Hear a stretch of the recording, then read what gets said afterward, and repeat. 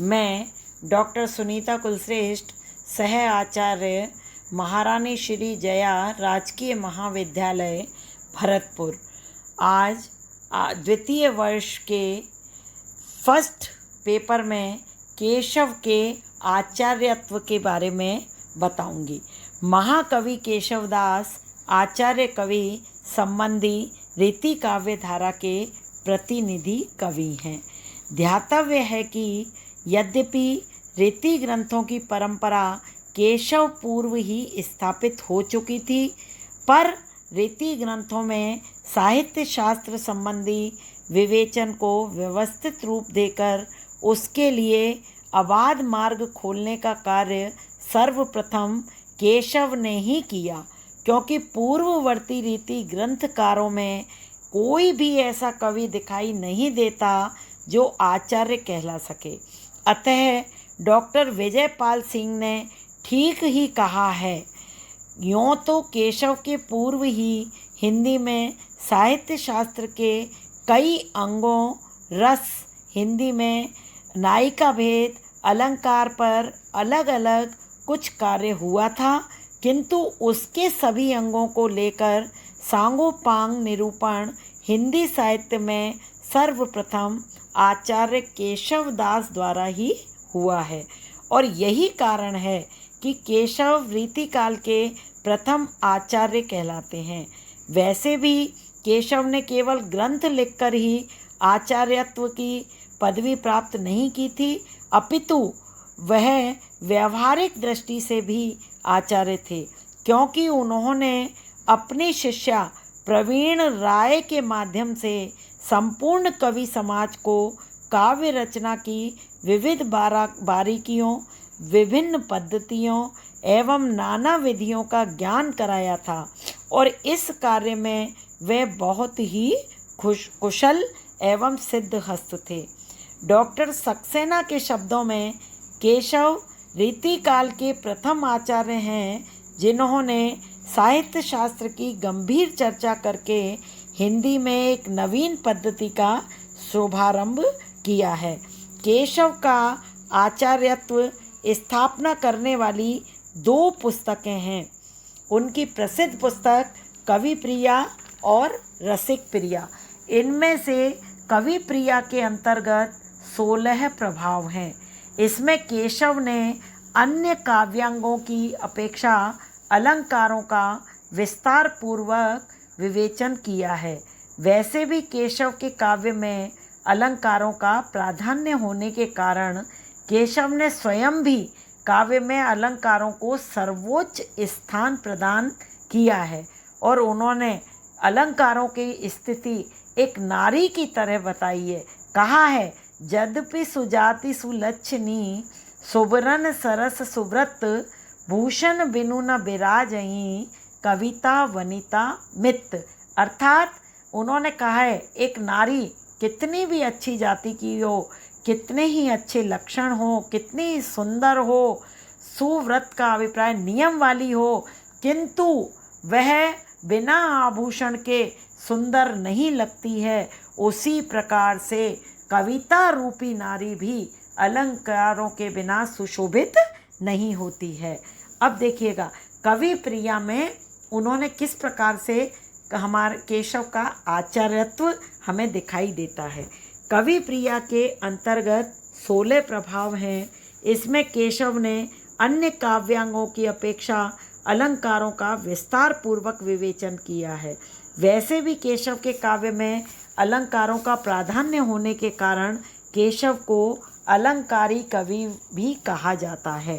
केशव ने रस की सत्ता का स्वीकार करते हुए रस की गणना रसवत अलंकार के अंतर्गत की, और कवि प्रिया में रस का अलंकार का उल्लेख करते हुए उसमें सभी रसों का वर्णन भी किया है। केशव के अलंकार निरूपण में विविधता एवं विस्तार के साथ साथ नवीनता के दर्शन भी होते हैं, जैसे सुसिद्ध, प्रसिद्ध, विपरीत तथा अन्योक्ति नामक कुछ नवीन अलंकारों का वर्णन। इसके साथ ही केशव ने सामान्य और विशिष्ट वर्गों से अलंकारों का विभाजन किया है।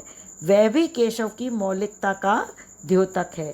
रसिक प्रिया में आचार्यत्व। रसिक प्रिया में भी 16 प्रकाश हैं। इसमें केशव ने श्रृंगार का रस राजत्व स्थापित किया है। साथ ही उन्होंने इसमें विभिन्न रस भेद, विविध संचारी भावों, अनेक वृत्तियों आदि की ओर संकेत किया है। जैसे अति, रति, गति, मति, एक करी विविध विवेक विलास। किंतु केशव ने इतना कहकर भी अंत में विविध वृत्ति, रीति एवं भाव आदि को श्रृंगार रस के अंतर्गत ही प्रदर्शित करके श्रृंगार रस का सर्वत्र प्राधान्य घोषित किया है।